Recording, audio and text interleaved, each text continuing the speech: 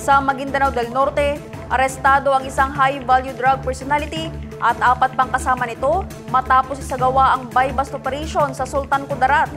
Ang blotter mula kay Joelyn de la Cruz.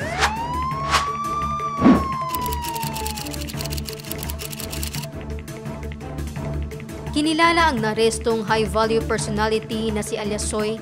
Inaresto ito matapos na makabili ang isang pusor buyer ng suspected shabu. Ayon sa otoridad, nahuli naman sa akto na nagpapat session ang 4 pang suspect at agad na inaresto.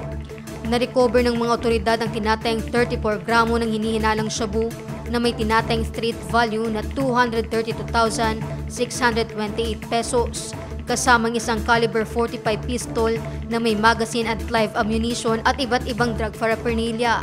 Nasa kustodiya na ngayon ng Sultan Kudarat Municipal Police Station ang mga naarestong individual para sa kaukulang dokumentasyon at pagsasampa ng kaukulang kaso.